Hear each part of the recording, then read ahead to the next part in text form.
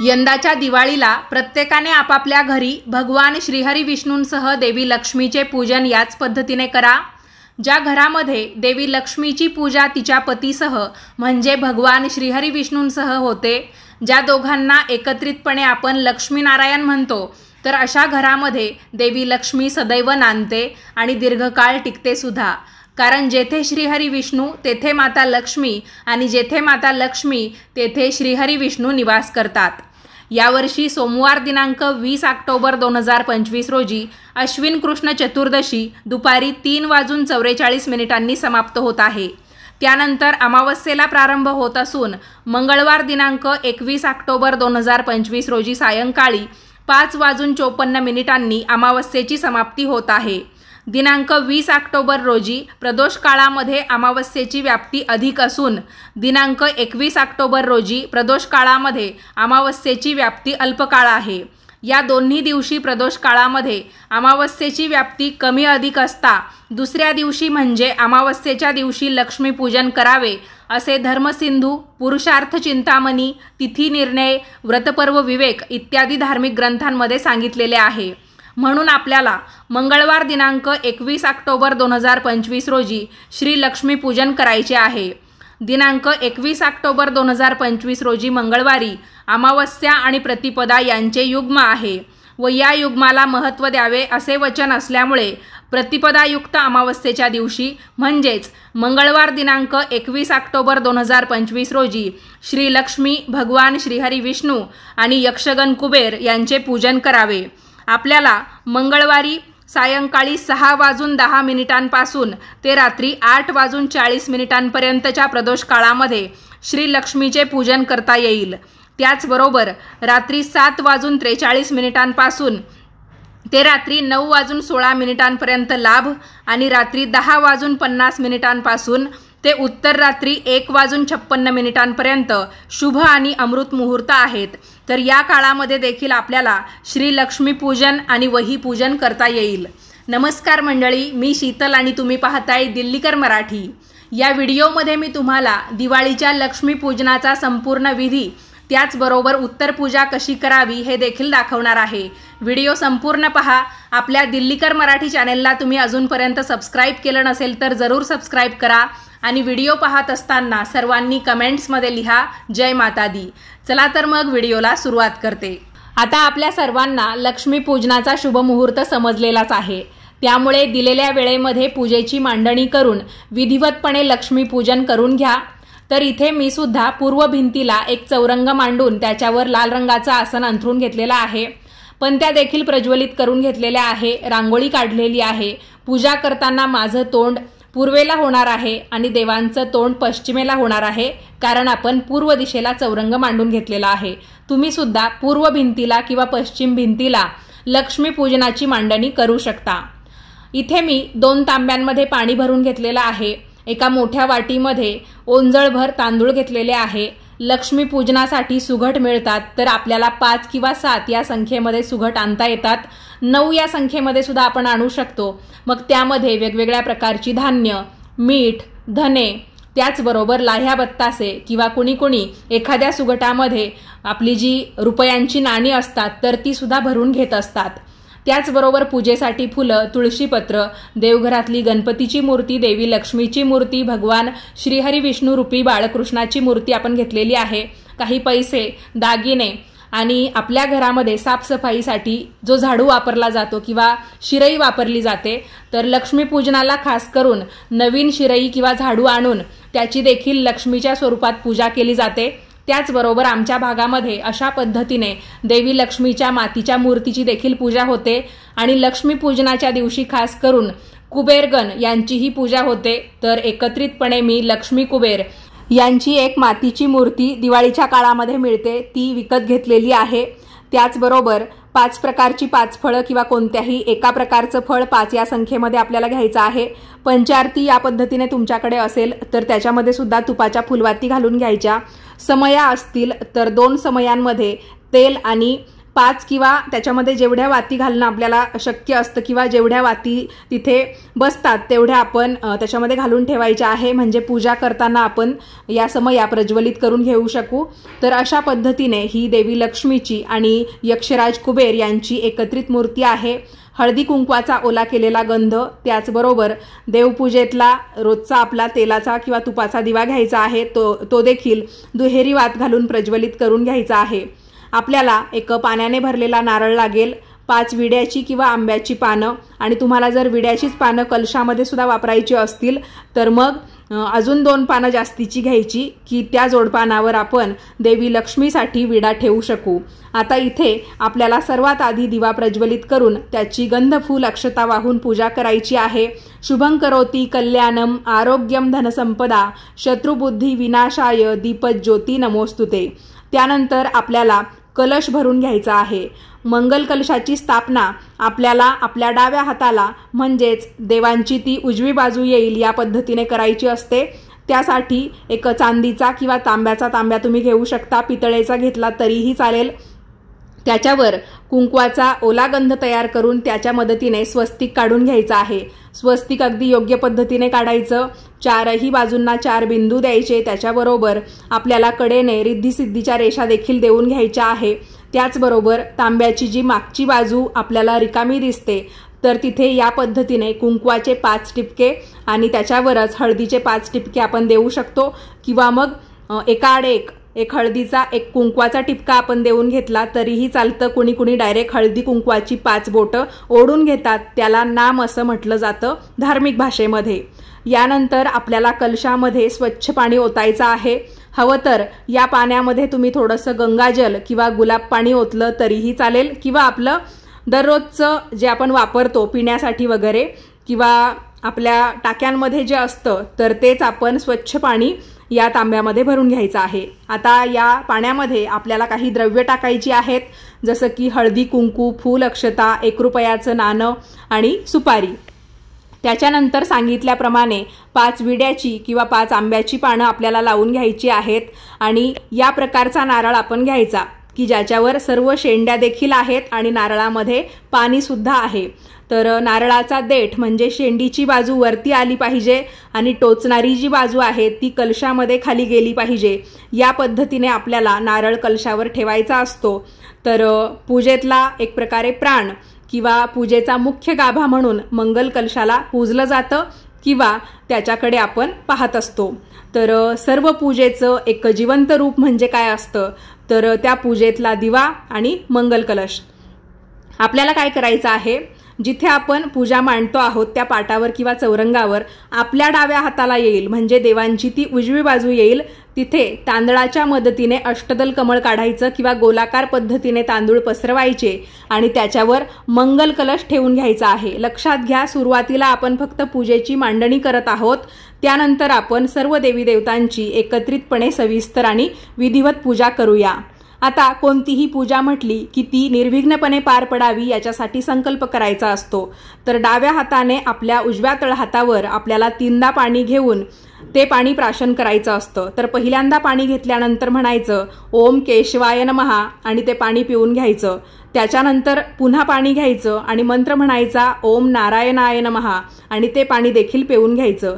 तिसऱ्यांदा सुद्धा आपल्या तळहातावर पळीभर पाणी घ्यायचं आणि मंत्र म्हणायचा ओम माधवाय नमः आणि ते पाणी पिऊन घ्यायचं। त्याच्यानंतर आपला जो पाणी पिल्यामुळे उष्टा झालेला हात असतो तर तो स्वच्छ कापडाने पुसून घ्यायचा। त्याच्यानंतर पुन्हा पाणी घ्यायचं आणि ते खाली ताटामध्ये सोडायचं, तेव्हा मंत्र म्हणायचा ओम गोविंदाय नमः। त्याच्यानंतर पुन्हा आपला हात स्वच्छ पुसून घ्यायचा आणि आपल्या उजव्या तळहातावरच एक पळीभर पाणी घेऊन त्याच्यामध्ये हळदी कुंकू फूल अक्षता ठेवून आपलं नाव सांगायचं, आपल्या कुळाचं नाव सांगायचं, आपल्या गोत्राचं नाव सांगायचं, आपल्या गणपती बाप्पांचं, कुलदेवीचं, वास्तुदेवतांचं, ग्रामदेवतांचं सगळ्यांचं स्मरण करून आपली ही लक्ष्मी पूजनाची जी काही संपूर्ण पूजा आहे ती निर्विघ्नपणे पार पडावी।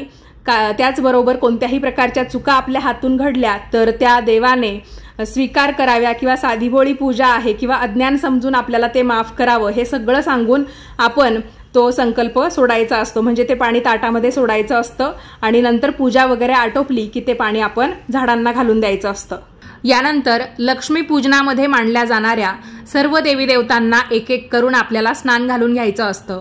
तुमच्यापैकी बरेच जण एक प्रश्न विचारत असतात की लक्ष्मीपूजन किंवा धनत्रयोदशीची पूजा आपण तर संध्याकाळी करतो, मग समजा आपण त्या दिवशी सकाळीच देवांना स्नान घातलेलं असेल तर संध्याकाळी सुद्धा या पूजेमध्ये मांडल्या जाणाऱ्या त्या देवी देवतांना पुन्हा एकदा स्नान घालायचं का?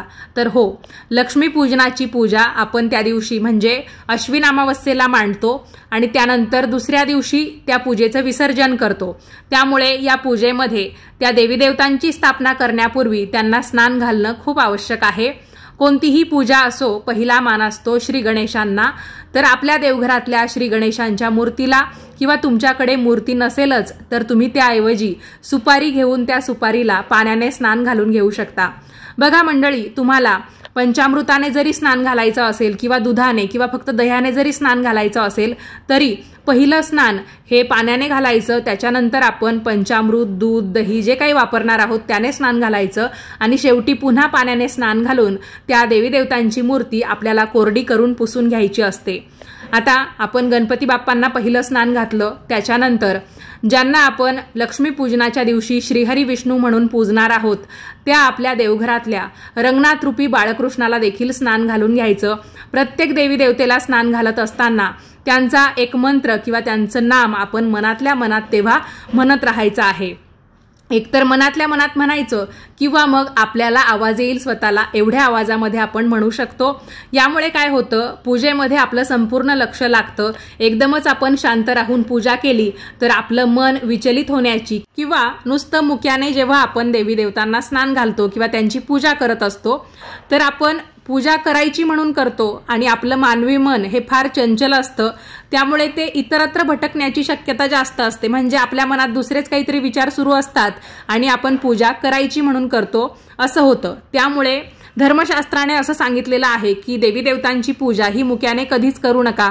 तसेच या देवी देवतांना स्नान घालत असताना सुद्धा त्यांचं नाम आपल्या मुखामध्ये सदैव असलं पाहिजे।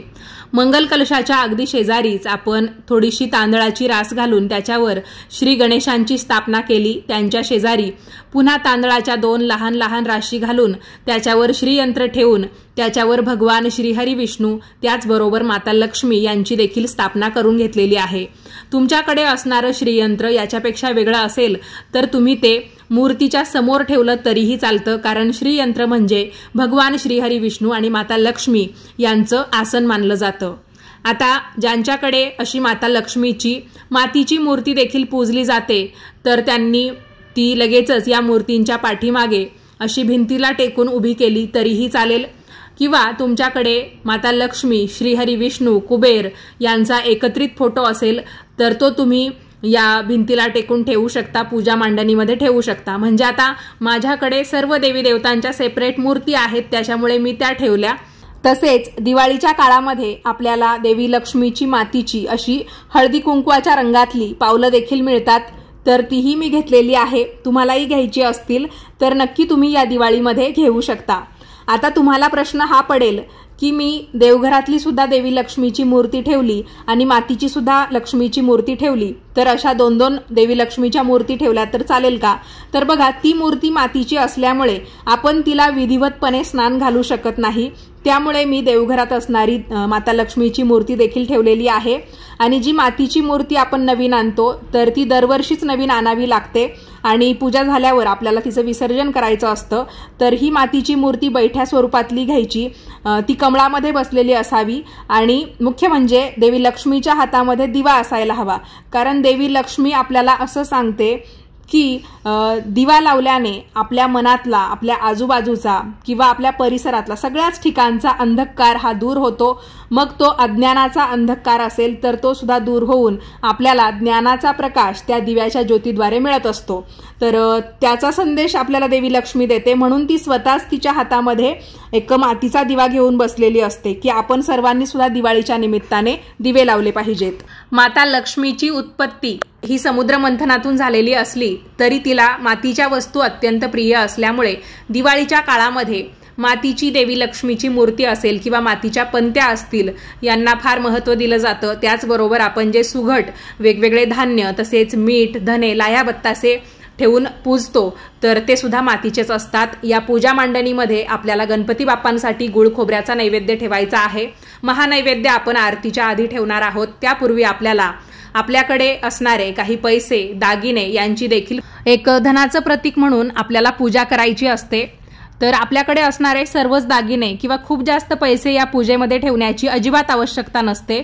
थोडेफार पैसे आणि काही दागिने आपण या पूजेमध्ये ठेवावे आणि त्यांची हळदी कुंकू फूल अक्षता वाहून पूजा करावी। आता बघा, आपल्याला एकावर एक 2 विड्याची पानं ठेवून त्याच्यावर विड्याचं साहित्य ठेवायचं आहे, जसं की लेकूरवाळं हळकुंड, त्याचबरोबर खारीक, सुपारी, बदाम, खोबऱ्याचा तुकडा इत्यादी। आणि अशा पद्धतीने तुमच्याकडे जो झाडू वापरत असेल तो तुम्ही घ्या, त्याला देखील लक्ष्मीचं प्रतीक म्हणून पूजतात। तर आमच्याकडे अशी पद्धत आहे, हा नवा झाडू आपण फक्त आपल्या घरामध्ये म्हणजे जिथे लक्ष्मी पूजनाची मांडणी केलेली आहे तिथून असा फिरवत दरवाजापर्यंत न्यायचा आणि या झाडूबरोबर असं एक झाडूचं फळ दिलेलं असतं। तर झाडू असा बाहेर झटकायचा म्हणजे आपण अलक्ष्मीचं निस्सारण करतोय, तिला बाहेर घालवतोय, एक प्रकारे दरिद्री आपण बाहेर काढतोय, अशा पद्धतीने कृती करायची आणि ते फळ बाहेर फेकून द्यायचं। मग तो नवा झाडू उचलून आपण या पूजा मांडणीमध्ये ठेवायचा, त्याच्यावर थोडंसं पाणी शिंपडायचं आणि मग आपण त्याची हळदी कुंकू फूल अक्षता वाहून देवी लक्ष्मी समजून पूजा करायची असते। काही ठिकाणी हा जो विधी आहे तो लक्ष्मी पूजन झाल्यावर रात्री 12 वाजता करण्याची पद्धत आहे, पण आमच्याकडे नवीन झाडूनेच म्हणजे जरी आपण ते पूर्ण घर किंवा लक्ष्मी पूजनाची खोली पूजा अगोदर स्वच्छ केलेली असते, फक्त आपल्याला एक कृती करायची म्हणून त्या झाडूने थोडं झाडत जायचं, दरवाजापर्यंत तो झाडू न्यायचा, बाहेर झटकायचा, लक्ष्मीला दूर सारायचं, लक्ष्मी मातेचं स्वागत करायचं आणि तो झाडू देवी लक्ष्मी म्हणून पूजायचा। म्हणजे पूर्वीच्या काळी तर असं होतं, एवढी पूजा न मांडता फक्त झाडूचीच देवी लक्ष्मी म्हणून पूजा केली जायची। तर इथे आपल्या लक्ष्मी पूजनाच्या मांडणीमध्ये 5 प्रकारची 5 फळं ठेवून झालेली आहेत, त्याचबरोबर 5 सुघट सुद्धा विविध गोष्टींनी भरून झालेले आहेत। आता आपल्याला एक एक करून सर्व देवी देवतांची पूजा करायची आहे। तर सर्वात पहिल्यांदा कलशावरच्या नारळाला हळदी कुंकू फूल अक्षता वाहायच्या आणि मंत्र म्हणायचा, ओम श्री कलश देवताभ्यो नमः। त्यानंतर गणपती बाप्पांना हळदी कुंकू लावायचं आणि म्हणायचं, श्री गणेशाय नमः, वक्रतुंड महाकाय सूर्यकोटी समप्रभ, निर्विघ्नं कुरु मे देव, सर्व कार्येषु सर्वदा। गणपती बाप्पांना देखील एक लाल किंवा पिवळ्या रंगाचं फूल आपण वाहून घ्यायचं आहे। त्यानंतर बाळकृष्णाला चंदनाचा किंवा अष्टगंधाचा गंध लावायचा, तेच श्रीहरी विष्णू म्हणून आपण पूजतोय। तर ओम श्री विष्णवे नमः किंवा ओम नमो भगवते वासुदेवाय असं म्हणून त्यांना एक पिवळ्या रंगाचं फूल आणि आपण तुळशीपत्र देखील अर्पण करायचं आहे। त्यानंतर माता लक्ष्मीला देखील फूल अर्पण करायचं, एखादं चांगलं सुवासिक फूल आपण देवी लक्ष्मीला या दिवशी अर्पण करायचं असतं।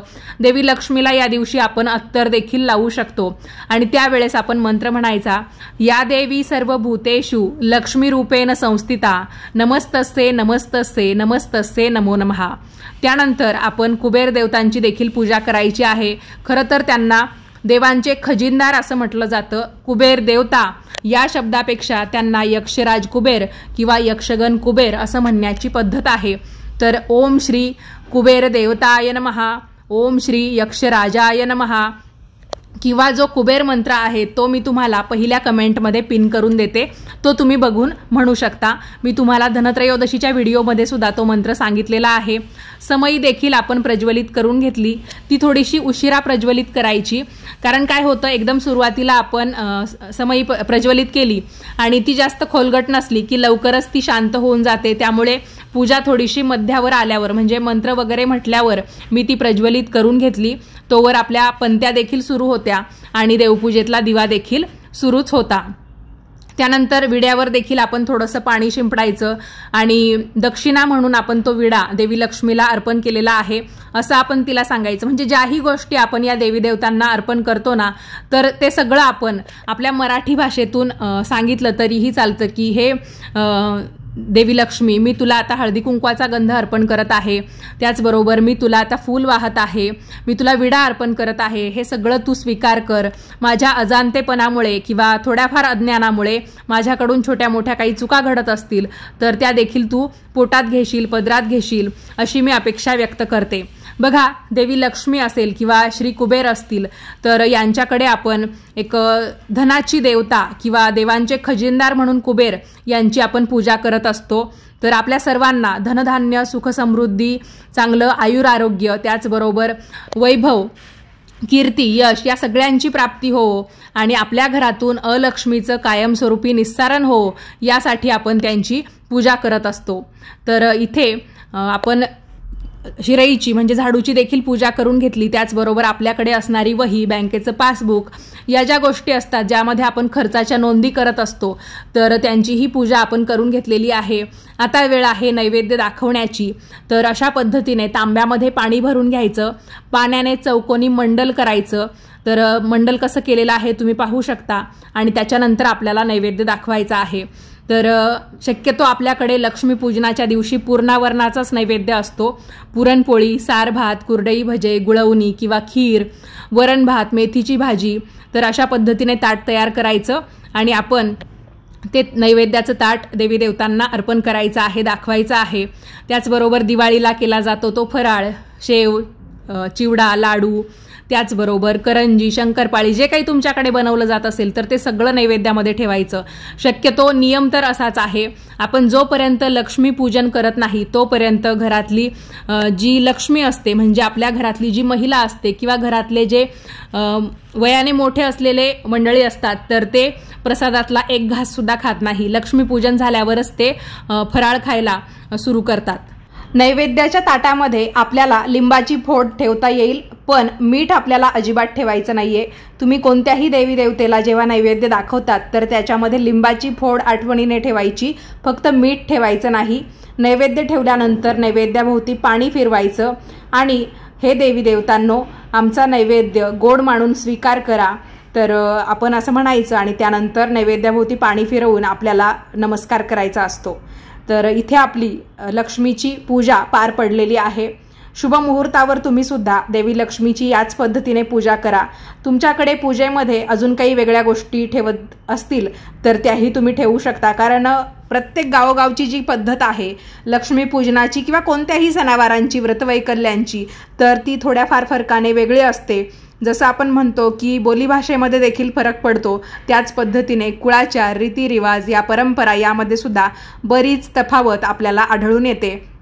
पण शेवटी आपल्या सगळ्यांचा उद्देश हाच असतो की आपण देवी लक्ष्मीला किंवा त्या पूजेतल्या देवी देवतेला आपलं मन समर्पित करून एकदम मनोभावे श्रद्धापूर्वक त्यांची पूजा करणं.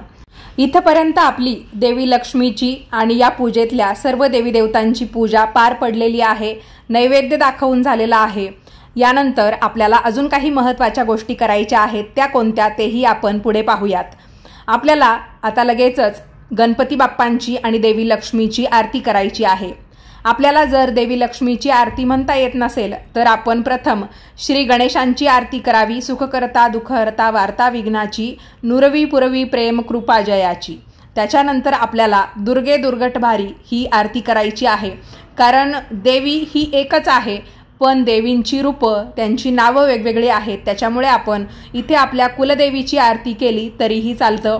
तर आरती करण्यासाठी आपण एकतर तुपाचं निरांजन लावून घ्यावं किंवा व्हिडिओमध्ये दाखवल्याप्रमाणे पंचारती ज्याच्यामध्ये तुपाच्या 5 फुलवाती लावून घ्याव्या, किंवा एखाद्या पंक्तीमध्ये किंवा कापूर पेटवण्याचं तुमच्याकडे जे भांडं असेल त्याच्यामध्ये थोडेसे तांदूळ आणि कापूर ठेवून ती कापुराची आरती प्रज्वलित करून मग त्या आरतीने गणपतीची आणि देवीची आरती करावी. त्यानंतर घालीन लोटांगण वंदिन चरण हे देखील म्हणायला अजिबात विसरू नये.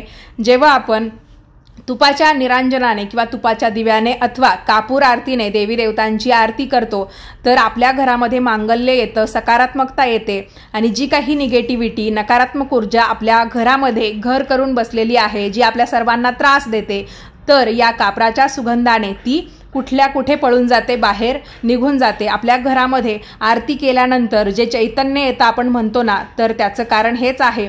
आरती करताना टाळ्या वाजवायला, त्याचबरोबर सर्वांनी आरती म्हणायला अजिबात विसरू नका, जेणेकरून पूजेतून आपलं मन विचलित होणार नाही, सर्वांना एक प्रकारे मनशांती मिळेल, ज्या सर्वांची आपल्या सर्वांना आजकाल गरज आहे, जिच्या शोधामध्ये आपण आजकाल भटकत असतो.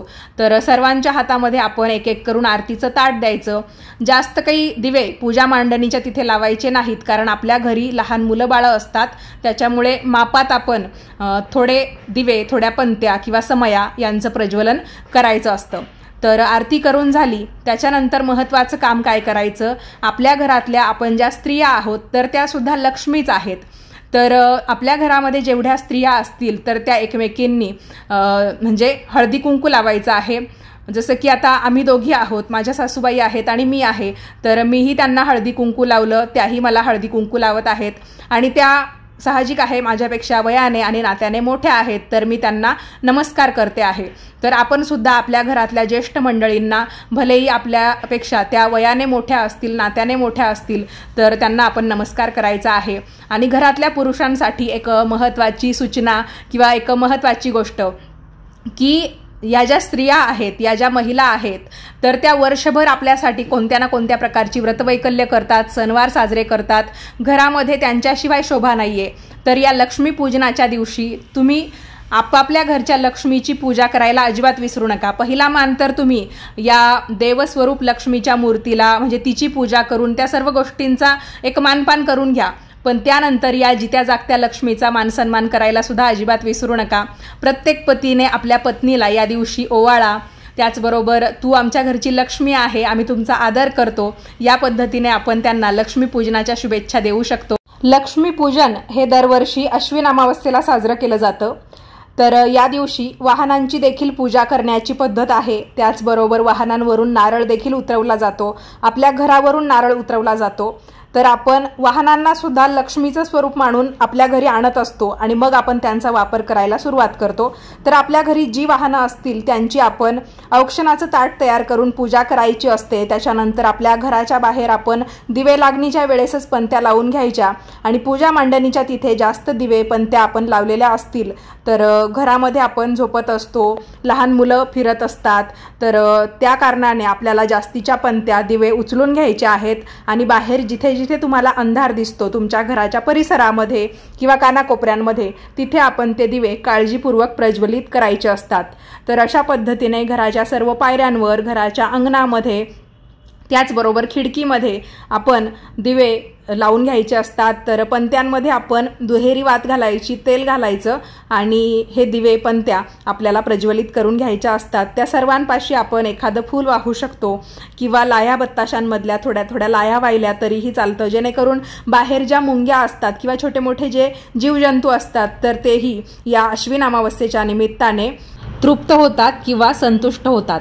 आता आपण लक्ष्मीपूजनाची उत्तर पूजा कधी आणि कशी करायची ते पाहूयात.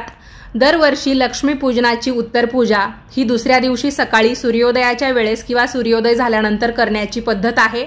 यंदा आपल्याला 22 ऑक्टोबर 2025ला बुधवारच्या दिवशी लक्ष्मीपूजनाची उत्तर पूजा करता येणार आहे. साधारणतः दुपारी 12 वाजेच्या आत कधीही तुम्ही उत्तर पूजा करून घ्या. खरं तर सकाळी सूर्योदय होताना किंवा सूर्योदय झाल्यावर काही अवधीमध्ये आपण उत्तर पूजा करायची असते, पण दिवाळीचा जो काही काळ असतो तर बरंच आपण त्याच्यामध्ये थकतो. थोडाफार उशीर पाहुण्यांमुळे किंवा आपल्या घरातील असणाऱ्या जास्तीच्या कामांमुळे होऊ शकतो. त्यामुळे जास्तीत जास्त दुपारी 12 वाजेच्या आत तुम्ही उत्तर पूजा करून घ्या. त्याच्यासाठी पूजा मांडणीतला दिवा पहिल्यांदा प्रज्वलित करून घ्यायचा. त्याच्यानंतर मंगल कलशावर आणि या पूजा मांडणीतल्या सर्व देवी देवतांवर थोड्या थोड्या अक्षता टाकायच्या, कारण पूजेचं विसर्जन करायचं म्हटल्यावर आपल्याला त्या पूजा मांडणीतल्या देवी देवतांवर अक्षता अर्पण करून पूजा करताना काही छोट्या मोठ्या चुका झालेल्या असतील तर त्यासाठी क्षमा प्रार्थना करायची असते. कलश हलवायचा म्हणजे तो उचलून पुन्हा जागेवर ठेवायचा. त्याच्यानंतर त्याच्यावरचं नारळ काढून घ्यायचं. हे नारळ आपण त्याच दिवशी फोडू शकतो किंवा काही दिवसांनी म्हणजे दिवाळी झाल्यावर जरी आपण ते फोडलं म्हणजे देवीसमोर वाढवलं तरीही चालतं. त्याच्यातला प्रसाद आपण मग खाऊ शकतो. ही जी विड्याची पानं असतात, देवपूजेतली फुलं असतात किंवा आपण या पूजेमध्ये जो पानाचा विडा वगैरे ठेवतो तर ते सगळं साहित्य काढून घ्यायचं. विड्याचं साहित्य चांगल्या स्थितीमध्ये असतं कारण एक दिवसीय ही पूजा असते. तर मग हे साहित्य तुम्हाला आहे म्हणजे विड्याची पानं सोडून बाकी जे जसं की खारीक, सुपारी, बदाम, हळकुंड तर ते तुम्हाला तुळशीच्या लग्नामध्ये वापरता येईल किंवा पुढे जाऊन महालक्ष्मीचं व्रत येतं मार्गशीर्ष महिन्यामध्ये, तोपर्यंत देखील तुम्ही ते व्यवस्थित असं पुसून वगैरे सांभाळून ठेवलं ना तरी पण वापरू शकता। म्हणजे प्रत्येक वेळा काही गोष्टींचं विसर्जनच केलं पाहिजे असं नाही, काही गोष्टींचा पुनर्वापर देखील आपण करू शकतो। तर पानं फुलं सगळी काही मी काढून घेतली, त्याचबरोबर नैवेद्य रात्रीच्या वेळा झाकून ठेवलेला होता, कारण मुंग्या लागतात किंवा असं उघडं ठेवणं सुद्धा बरं वाटत नाही। तर तो नैवेद्य देखील आपण घरामध्ये आपल्या फराळामध्ये, फराळ असेल तर मिक्स करून द्यायचं, किंवा जो फक्त आपण पूर्णावरणाचा नैवेद्य दाखवला होता ना तर तो थोडा वेळ ठेवून लगेचच आपल्याच घरातील एखाद्या व्यक्तीने जेवणाच्या वेळेस ते ताट स्वतःला खाण्यासाठी म्हणून घेतलं तरीही चालतं। ही जी देवी लक्ष्मीची मूर्ती आहे ती पाण्यामध्ये विसर्जन करायची। इकडे तिकडे कुठेही, म्हणजे रस्त्याच्या कडेला वगैरे काही जण ठेवून देतात, कुठेही झाडाखाली वगैरे ठेवून देतात, तर अशी कृती बिलकुल करू नका। करायची असेल तर पाण्यामध्ये विसर्जित करा, किंवा हीच माता लक्ष्मीची मूर्ती तुम्हाला पुढे मार्गशीर्ष महिन्यामध्ये सुद्धा वापरता येईल। पण शक्यतो ज्या मातीच्या मूर्ती असतात तर त्यांची पूजा झाली की लगेचच उत्तर पूजेच्या वेळा विसर्जन करावं लागतं, त्यामुळे मग एवढ्या दिवस न ठेवता तुम्ही लगेचच त्याचं दुसऱ्या दिवशी पाण्यामध्ये विसर्जन करू शकता, किंवा 1-2 दिवस उशीर झाला तरीही चालेल, पण विसर्जन अवश्य करून द्या। दरवर्षी आपल्याला नवीनच ती मूर्ती घ्यावी लागते। तसेच ज्या ज्या देवी देवतांच्या मूर्ती आपण या पूजा मांडणीमध्ये ठेवल्या होत्या तर त्यांनाही स्नान घालायचं आणि व्यवस्थित पुन्हा देवघरामध्ये स्थापन करून द्यायचं। मंडळी, या व्हिडिओमध्ये मी तुम्हाला लक्ष्मी पूजनाचा संपूर्ण विधी माहितीसह आणि उत्तर पूजेसह दाखवला। तुम्हाला हा व्हिडिओ, ही माहिती कशी वाटली ते मला कमेंट्स करून नक्की कळवा। व्हिडिओ आवडला असेल तर लाईक करा, जास्तीत जास्त लोकांना पाठवा, आणि याच पद्धतीचे नवनवीन माहितीचे धार्मिक आध्यात्मिक व्हिडिओ दररोज पाहण्यासाठी आजच आपल्या दिल्लीकर मराठी या यूट्यूब वाहिनीला जरूर सबस्क्राईब करा। वेळात वेळ काढून व्हिडिओ पाहिला, माहिती ऐकली त्याबद्दल तुम्हा सर्वांचे खूप खूप धन्यवाद, आणि तुम्हा सर्वांना दिवाळीच्या लक्ष लक्ष शुभेच्छा। जय माता दी।